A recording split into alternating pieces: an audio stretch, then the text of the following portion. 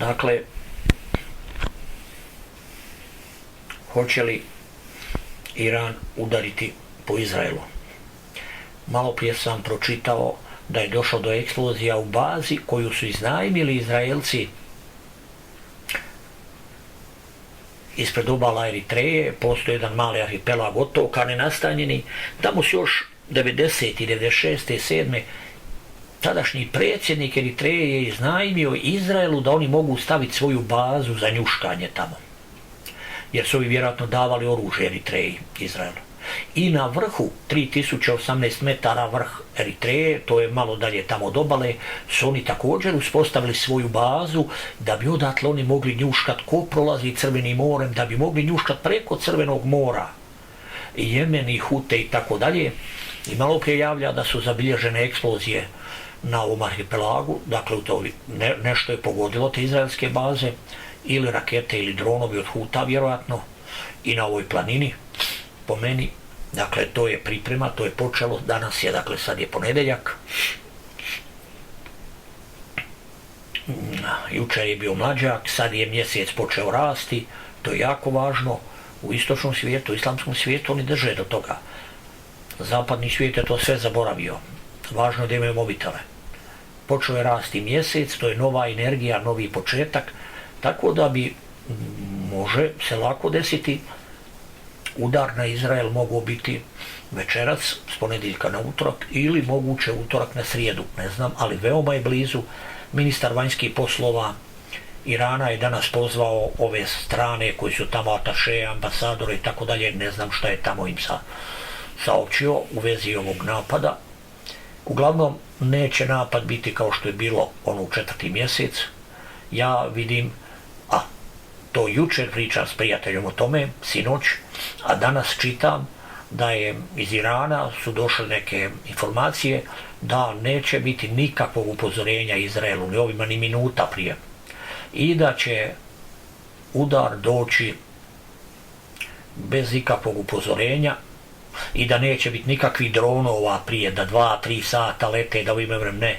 Očito je ono što sam ja rekao da će doći, vjerojatno, udar krstarećih raketa, balističkih, hipersoničnih, ne znam, na glavne ciljeve u Izraelu iznenada i smjera koji ovi ne očekuju. Razlupaće i glavne komande, zapovjedna mjesta, Iron Dome, druge rakete kojima oni namjeravaju gađati, i glavne vojarne, skladišta, vojna, streljiva, nafta, benzin, bit će vjerojatno udar na električnu mrežu, glavne trafostanice, nastaće kaos, a ja vjerujem da će to biti, i rekao je ovaj izraelski general da će to biti, odnosno bivši zapovjednik IRGC je rekao da će to biti iznenađenje za Izrael. Baš je upotrijebljeno, dakle ta riječ je u prijevodu ono surprise, kako bi rekli, iznenađenje, šok.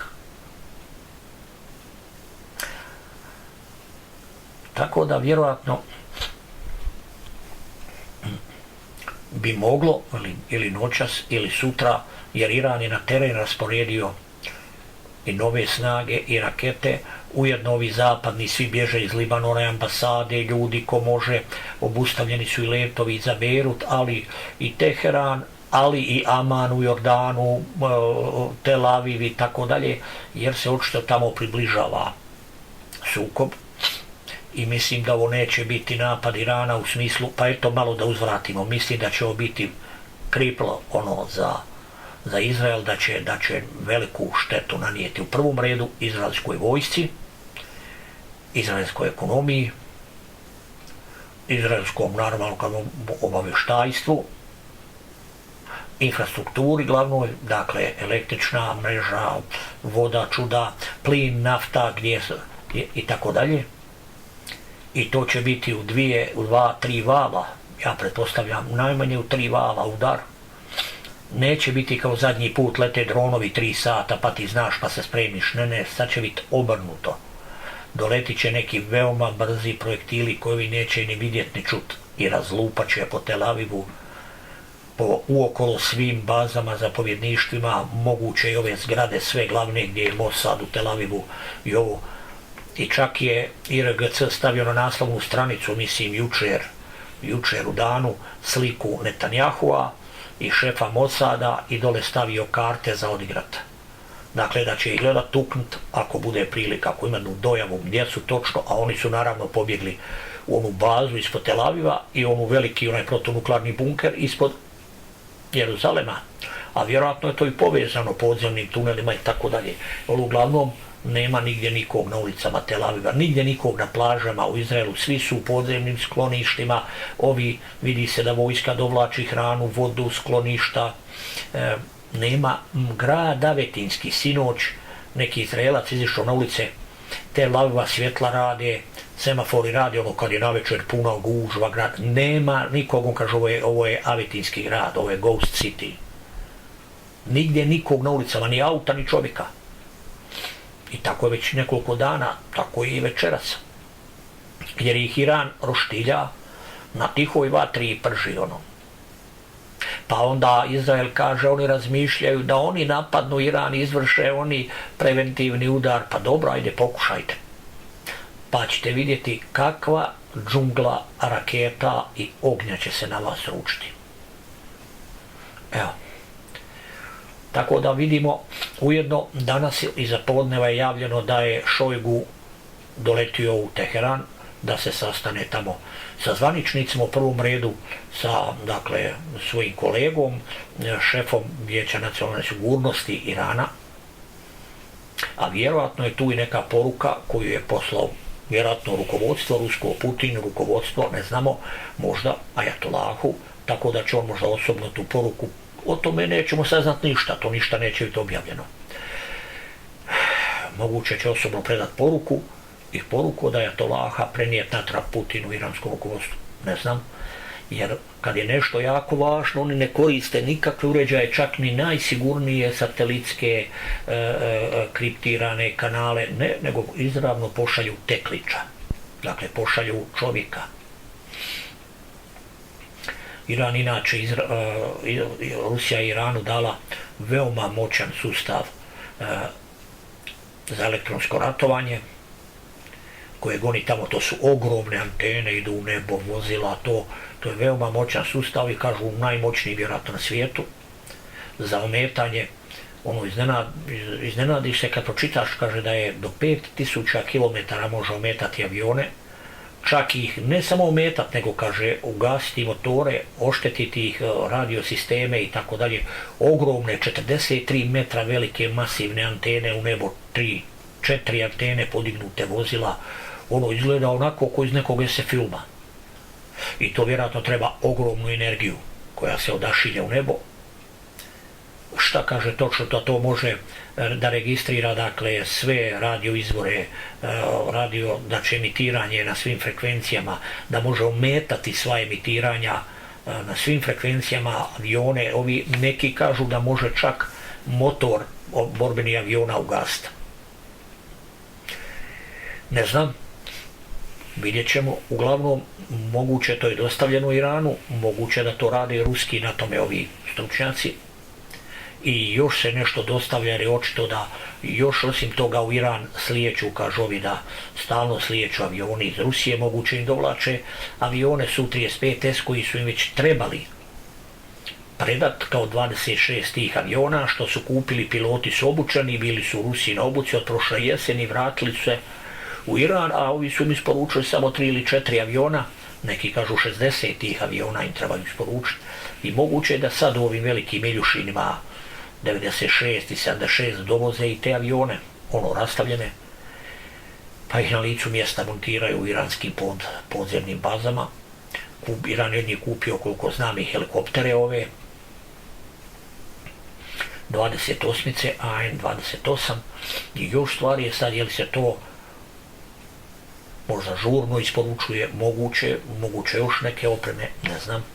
Uglavnom, približava se Oluja i ovo je na izgled gore udara Hezbolah i Izrael, redovno se udaraju rakete, kačuše, ovo, ono, ali sve ovo izgleda utiha pred Oluju. Hezbolah izmješta kompletno svoje ljude, zapovjedništvo, sve iz Bejruta i svoje političare i svoje funkcionare civilne se izmješta iz Bejruta. i iz drugih gradova, što bi rekli, na borbene položaje. U tajna mjesta, u tajne baze pored gradova, jer je očito da dolazi fajt. A Hezbolah ima iskopano ispod Libanona su ogromna masa tunela, cijela mreža dubokih tunela, ovi kažu do 500 metara ispod zemljom tuneli gdje idu vozila, teretna i sve. Plus gore na površini tuneli, plus tuneli, kaže, koji su napravljeni kao zamka sa eksplozivom ako Izrael ide.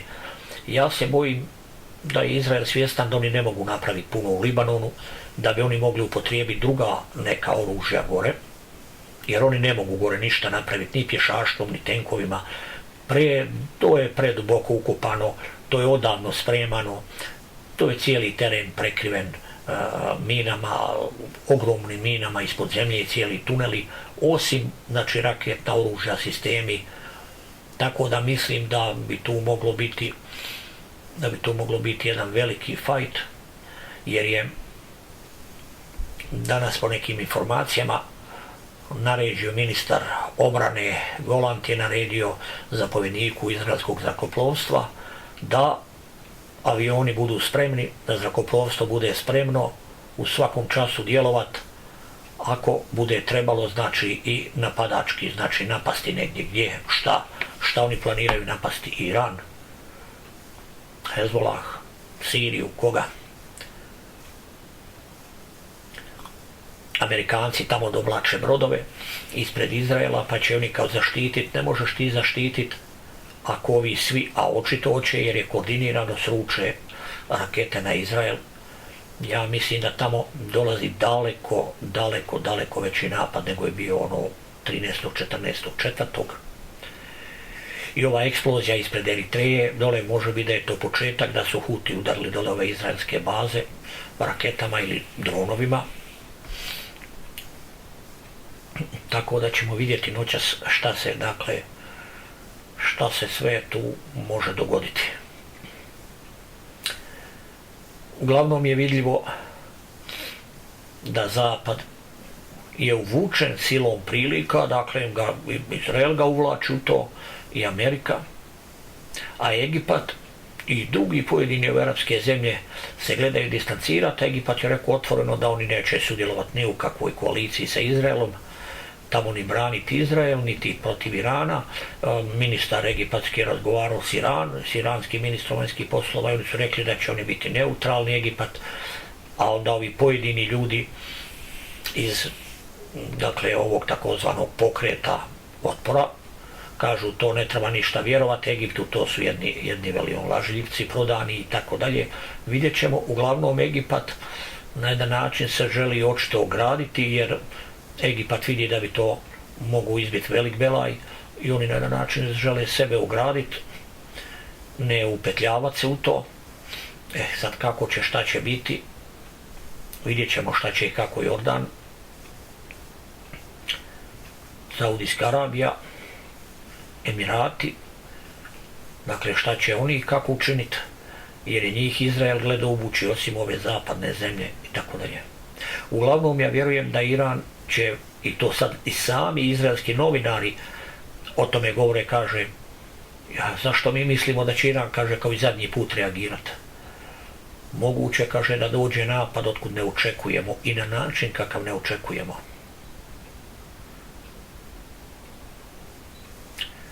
Tako da, evo, tamo je raste jedan pritisak, jedan strah, ljudi su se maknuli, nema dakle nikog i u Beirutu je puno manje ljudi se gledaju maknuti gdje ko može, jer je Hezbolah upozorio narod da se skloni u skloništa, ispoda navuče hranu, medicinu, vodu i tako dalje, a i ko može da se makne uokolo. Tako da evo, kompanije otkazuju letove i za danas i za sutra i sve do 8. neki čak do 12. i za 12. kolovoza. Vidjet ćemo večeras ili sutra na večer. Očito je da tamo dolazi velik fajt, ne kao mali odgovor i tako dalje, jer Iran je bijesan na ovo sve što Izrael napravio, što ubio njihovog gosta, državnika u njihovoj kući kojeg su pozvali Dakle, inauguraciju predsjednika. Oni im ubiju čovjeka usred glavnog grada. To je potpuno jasno, to je potpuno agresija na jednu državu. Tako da vidjet ćemo. Ovo bi mogla biti duga noć. Dakle, na olimpijadi, poslije onakvog otvaranja, dakle, satanizma, drugi šok koji su ljudi, ili treći koji su doživjeli već, je ženski boks u koji se pojavljuju dva lika muškarca, potpuno i očito muškarca. Vidite na njima kad stoje tamo, vidite na njima šta su, ali oni su rekli da su oni žene, začešljali su kosu, oni su, znaš, cure. I oni su doslovno mlatili ove žene u ringu. Ovaj jedan, mislimo na Alžirac, doslovno je pretukao ovu žensku, ovu curu koja je tamo boksala. Cijeli svijet je zgražan, ljudi to gledaju, komentiraju na takozvanim socijalnim medijima. Pred očima cijelog svijeta, pred očima milijuna i stotina milijuna ljudi, on mlati ženu. Inače, u svim državama su donijeli zakone da je zabranjeno tući ženu. Ovaj nije tukao, ovaj je mlatio ženu. I kao dobiva za to medalju, znate. Ja sam razmišljao o tome šta je ovo poruka. Šta je ovo poruka oni koji su otvarali ovu olimpijadu i prikazivali sav onaj satanizam, šta bi oni željeli i kakav svijet, svijet zla i tame. Pa veli, pa ovo je ruganje ženi od strane masonerije i oni koji stoje iza svega ovoga. Ali onda malo dublje promišljam i dođe mi jedan stih na pamet, jer u satanskom svijetu je sve naopako. Oni žele sve izvrnuti. Bog je rekao muškarac i žena da žive zajedno, brak, a oni prave muškarac transgender i žena transgender. Znači sve obrnuto od Boga da žive. On glumi ženu, ona glumi muškarca. Pa su oni kao par. Pa kako će imati djecu? Pa nikako, oni usvajaju djecu koja su ko zna od kuda i od kojih roditelja oduzeta. I razmišljam o tom i tražim prosvjetljenje odozgor i dođe mi na pamet stih iz pisma u kojoj se kaže, kad Bog opominje Izraelce koji su radili zlo, koji su dizali oči na Boga i žalili se Bogu da nije pravedan prema njima i tako dalje, u proroku Izaiji, mislim, i kaže njima Bog crijep, nek se s crijepom svađa, ne dižite oči k meni ili na mene, veli, jer ću vam rog svrnuti u zemlju. Drugim riječima, ne može se stvorenje svađati s tvorcem. Ni u čemu. Tvorac je uvijek u pravu. Zašto je tvorac uvijek u pravu? Pa jer je tvorac. Kao što kaže proroku Jeremiji, može uzeti kao lončar gutu gline, pravi posudu, ako mu se posuda ne sviđa, on uzme, baci je, razbije tamo na hrpu, pravi novu. Komu može reći šta radiš? Veli u Jeremiji. Dakle, gledamo tako. A Bog ipak prema čovjeku postupa pravedno i fair. Nek se crijep s crijepom svađa. Bog je stvorio muškarca da je fizički robusniji i jači. Zašto? Zašto? Da bi mlatio ženu ili šta? A ne, nego da bi zaštitio ženu i obitelj. U staro vrijeme, poslije pada, svijet je bio ljudi divlji, svijet je bio bez zakona. I muškarac je stvoren robusniji da bi zaštitio porodicu ili obitelj. Žena da bude unutarnji svijet, da podiže djecu i radi, a muškarac da ide u lov, rat, izvanjski svijet i da zaštiti porodicu ako je trebalo i fizički borbom u ratu ili gdje i šta je trebalo. Bog kaže crijep, nek se svađa s cijepom. Da prevedemo, muškarac nek se tuče s muškarcem. Oni su jedan i drugi muškarci, robustni, ok, vole se tući, boksat, pa boksajte se. Ne može se boksat muškarac i žena. To je jedno bezumlje. I onda sam shvatio šta je cilj ovog što oni rade pred očima čitavog svijeta. Ako oni imaju zakone po kojem je to zabranjeno tući ženu, oni su onda trebala je ući policija i uhapsiti onog alžirskog boksača kao i onog sa Tajvana, privesti ih u zatvor sucu za sudit za nasilje nad ženom. To se nije dogodilo, nego im daju medalju. Zašto? Jer su se htjeli narugat. I onda sam shvatio kome se oni hoće narugat, ženi? Ne. To je premalo za njih, znate. Oni se rugaju Bogu. Bogu koji je stvorio namjerno razlike između muškarca i žene. To je Božji plan, to je Božji dizajn.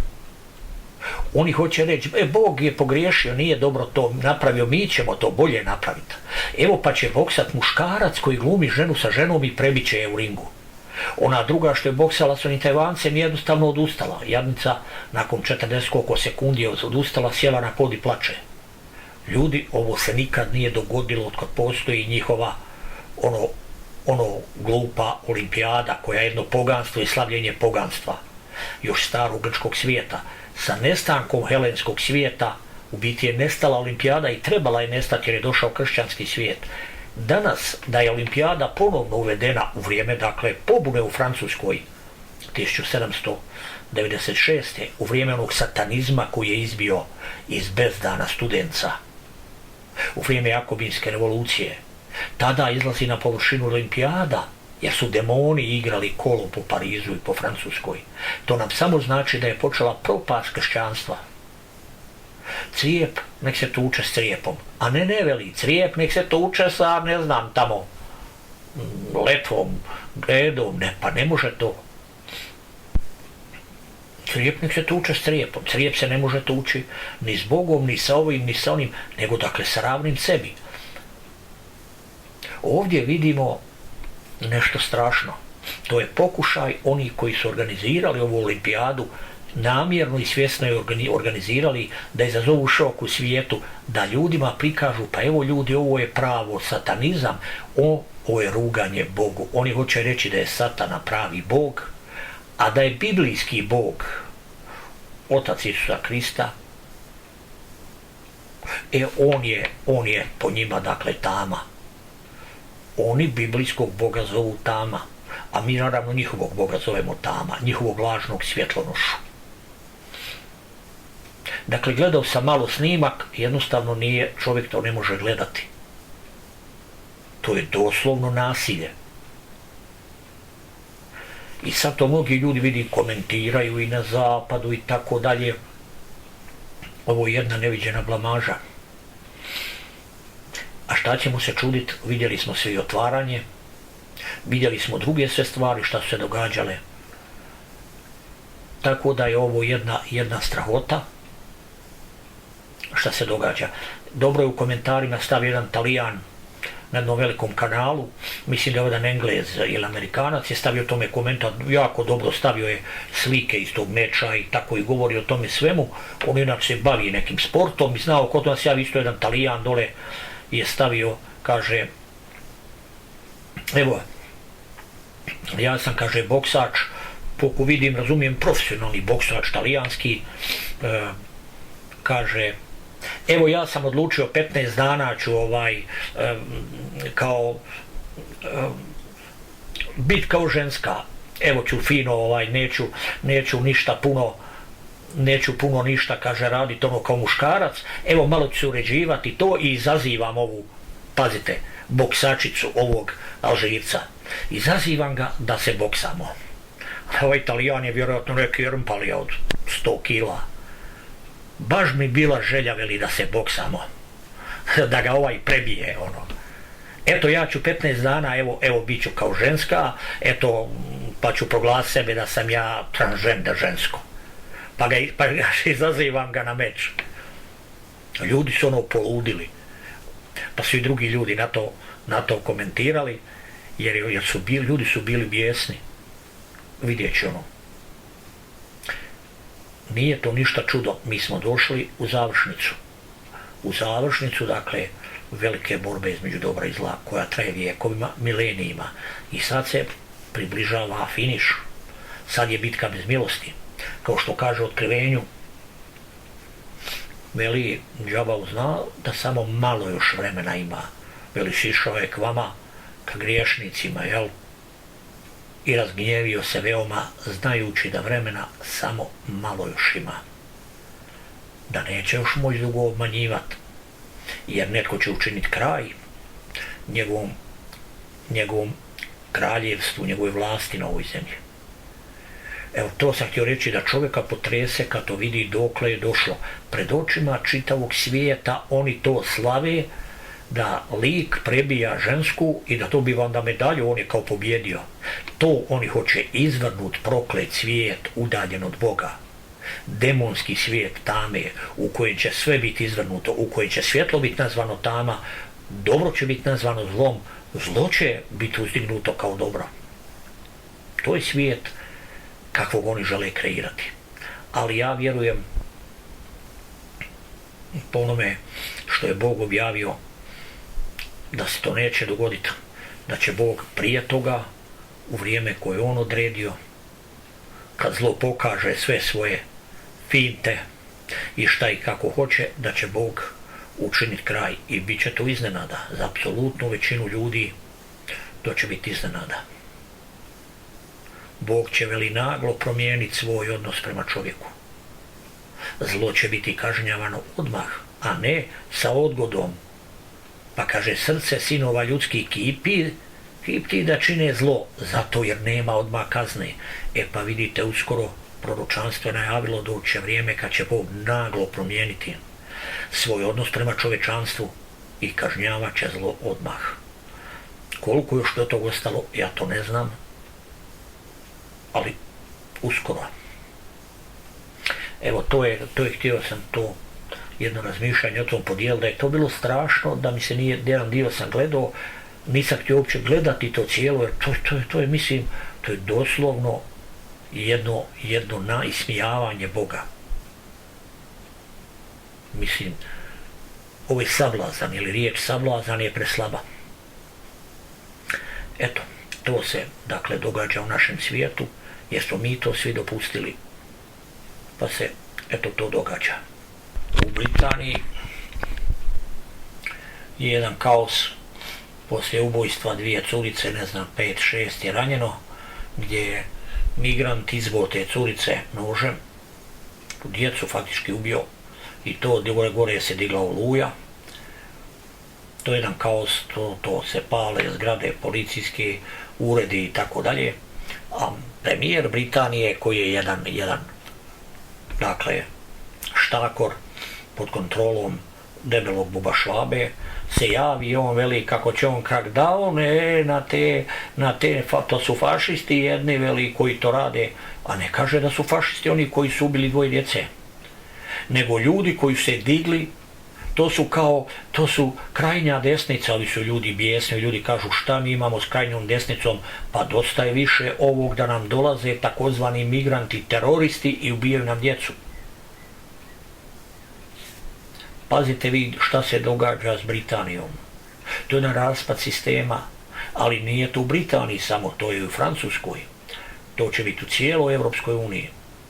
Jer oni su namjerno se ovo i svjesno radili, oni su dovlačili migrante da bi zamijenili domaće stanovništvo, da bi zamijenili evropske bijele ljude sa doseljenicima koje mogu kontrolirati. Jer kao ako nećeš slušati, mi ti nećemo dati dokumente, posao, novce, oni su dovlačili migrante od koji uopće ne znamo apsolutna većina ni ko su, ni šta su, ni gdje su bili, jesu li teroristi ili nisu, oni su ih dovlačili namjerno u Europu. Ko iza tog cijelog projekta stoji? Pa isti oni koji stoje iza sadašnjeg britanskog premijera. Stoji pleme. To je njihov rat protiv evropskih ljudi i protiv bijelih ljudi. I onda se čude ome što se događa u Britaniji. To su kao valjda neki huligani, halo, dokle će u Britaniji oni na ovo šutjeti i ostalo. Oni im ubijaju djecu, a narod bi trebao šutjeti i gledati. I onda ovaj premijer kaže, oni će uvesti svuda kamere, prepoznavanje lica, pa će oni prepoznati te huligane. Dakle, ljudi bi trebali šutjeti, a oni će im ubijati nožem, bosti djecu. A šta poduzima policija? Ništa, tako koji u Njemačkoj. izvode ljude, a oni trče oko njega, trče policajke, ne smiju mu prići, jer on jedan, vidite, je opasan. Na što je spao zapad? To je jedna sramota, to je jedna bljuvotina, to je jedno smeće. Na to je spao zapad. Predugo je Britanija radila zlo po svijetu, predugo su oni pljačkali po svijetu, isto tako i ostali. I ovo dolazi na naplatu i doće na naplatu kroz sukob u čitavoj Europi. Približava se u biti građanski rat u čitavoj Europi. Između, znači, sami Evropljana protiv njihovih vladara, koji im je postavila najveća smeća iz plemena, su im postavila najgore psihopate i najgora smeća, ne od ljudi, od onog uštera, od reptila, da vladaju nad njima. I to u cijeloj Evropi kuha. I ova olimpijada o kojoj govorimo je upravo pokazatelj toga šta se događa. To je doslovno sumrak pameti Evrope, to je sumrak civilizacije u Evropi. Ne može Evropa pričati ni o kakvoj civilizaciji. Nakon ovakve olimpijade otvaranja, nakon ovoga da boksač, muškarac koji glumi ženu, prebija ženu u ringu pred očima 100 milijuna ljudi i ovi ga još nagrađuju medaljom, umjesto ga uhapse. Ali ne, ovo je po dizajnu, ovo je organizirano da bi se ismijavalo nekadašnji kršćanski poredak Evrope koji sad umire pred našim očima. Novo barbarstvo, novo divljaštvo u Evropi. Da, to je novo barbarstvo. Kao što je bilo u srednjem vijeku dok su ratovali, ubijali se međusobno tojagama i močugama. To su Evropljani barbari, divljaci, ne civilizacija i kultura. To su divljaci koji su lažno stavili kravatu, imaju aktovku i glume da su civilizacija. To su kanibali. I to se sad vidi. Ljudi, ovo je nezamislivo u bilo kojoj drugoj državi da se događa, mislim državi, dijelu svijeta. Osim u Evropi ili eventualno u Americi. I ovo moguće, evo. I možda u Izraelu. Eto. Ovakva olimpijada i ovakvi događaji, a potom je ovo sve što događa u Britaniji, što će se uskoro događati u Francuskoj, na još većoj skali u cijeloj Evropi, Nizozemskoj i Belgiji, dolazi vjerojatno veoma vruća jesen i ognjena zima. Resursi se iscrpljuju, novce su potrošili na Ukrajinu, oružje su potrošili, novaca sve manje ima za Evropu, a oni i dalje troše na kazarski projekt Ukrajine, Big Izraela, a to propada. Mađarskoj Ukrajina prekinula naftu i plin koji regularno dobavljaju iz Rusije i Evropska unija je učinila izuzetak da Mađarska i Slovačka mogu dobivati naftu naftovodom, vrlo povoljno. Ovi što sad zatvorili i Evropska unija stane uz Ukrajinu koja nije uopće država EU, a protiv Mađarske i Slovačke. To je samo znak da će Evropska unija otići kompletno u propast. Pa i mora tako biti, znate, čim su Hrvati ušli u Evropsku uniju, to Hrvati gdje uđu, gdje se pridruže kakvom carstvu, to mora otići u propast, u bezdan. Čim su tamo Hrvati ušli, ja sam odmah rekao, ovo neće dugo ova Evropska unija. I onda kaže Orbanu, pa možeš uvoziti naftu, eto preko Hrvatske iz rijeke. Orban je pobjesnio, vidim tamo je govorio, stisnuti pesnice, veli, i onda mu još i naš premijer tu, eto pa može se uvoziti, halo, po 3 puta većoj cijeni da on uvozi naftu, a ima naftovod, plinovod, dolazi iz Rusije, dovozi 3 puta jeftinije naftu. Ali cilj je ekonomski oštetiti Mađarsku, da narod loše živi i da se pobuni na Orbana, da ga nekako zbaci, pa da ga se nekako Evropska unija riješi, da dovedu nekakvog gmaza globalističkog iz kobasičarne debelog buba Švabe, otkud su i svi ostali, sve ostale kobasice. Ovo je strašno šta se radi, oni kuhaju da će možda Mađarska na kraju izići iz Evropske unije. Da će reći, ok, nemamo što razloga, onda će biti uopće u Evropskoj uniji. Kao uvozite naftu preko rijeke, ma zamisli, kupuj naftu i plaćaj 3 puta više, a ima naftovod, imaju ugovore potpisane s Rusijom, imaju ugovore potpisane s Ukrajinom i plaćeno Ukrajini tranzit nafte. ali dotle ide zavjera plemena istog onog sveg smeća koje je na vlasti u Ukrajini, koje mobilizira Ukrajince, kršćane, pravoslavne, Slavene, da idu u smrt, da ginu, a svoje su poslali da se sklone vani. Isti ti i isti takvi njihovi na vlasti u Europskoj uniji. Ali propašće im to sve. I zato sad već govore ko ovo organizira, Putin u Britaniji, sve je to Putin to sve radi. Vi to radite, gospodo Europskoj uniji, vi uništavate Europu. I uspjećete u tome. Razvalit ćete kompletnu Europu. Evo. A samo gledaju kako bi totalitarne zakone, šta bi, a propadaju ekonomija sve Europe da u propast. U Njemačkoj se masovno zatvaraju tvornice i auta i sve, nema ni lima, nema jeftino plina, nema jeftino nafte, nema jeftino struje, a nema ni jeftino lima kojeg su također iz Rusije dobavljali. Ok, kupite sad lim od Amerikanaca, plate ga recimo 4 puta skuplje nego do sad, a auta nek vam budu iste cijene, pa naravno da to ne može. A platite bome i plin 4 puta skuplje. I naftu. I druge rude koje ste dobavljali povoljno iz Rusije, ali vi se hoćete odvojiti od Rusije, da ne ovisite o prokletoj Rusiji, jer su vam to rekli mudraci iz plemena, jer su oni htjeli izolirati Rusiju. Zato jer se Rusija vratila svojim korijenima, kršćanstvu. To njih boli, to đavole boli. To je za njih ognjeni bič za njihova pleća. Da se u Rusiji ponovno grade crkve, manastiri i sve ostalo. To je za njih problem. Evo, to se dakle događa ukratko uokolo, ali pratimo evo što će se desiti od istoka. Očito je velika napetost u zraku i tamo i na samom zapadu i tako dalje, jer ovo bi se moglo prelit, Izrael bi mogao uzvratiti, ne mogao, nego sigurno hoće i po Libanonu. Veoma lako je moguće da Izrael i Amerikanci ispale krstareće rakete balističke, možda i na Iran. Iran će onda daleko razornije odgovoriti i po Izraelu i po američkim bazama, ako se to dogodi. Svi se nadaju da neće, jer to znači onda veliki rat kakvom nismo bili svjedoci nikad do sada u pisanoj povijesti. Ono što je Žirinovski rekao 2018. 19. da će taj rat sa Iranom biti nešto strašno, nešto nezamislivo, veli da će izginuće biti zastrašujuće. I znači na strani Izraela i Europe i ovi koji bi išli ratovati protiv Irana, vjerojatno Irana, ali i on kaže da će to ići u biti u svjetski rat, ako se to dogodi.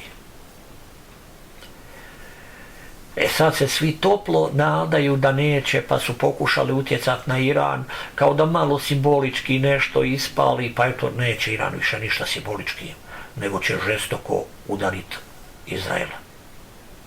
Za ovo što su napravili. Predugo je Izrael mislio u svojoj bahatosti da je on nedodirljiv, da on može raditi šta god hoće, da on može ubijati po tuđem svijetu. O da, i danas su javili iz izraelske vojske da su ubili ministra ekonomije Hamasa u Gazi. Pazi, oni i dalje ubijaju, da su izvršili atentat, da su ga ubili negdje, pojma nemam, je li u autu ili negdje raketom i to. Doći im plaća uskoro, će li noćas ili sutra za ovo, i ja vam kažem, bit će veliko izginuće izraelske vojske i zapovjednika i generala. Sjeti se što sam vam rekao. Vrč ide na vodu dok se ne razbije.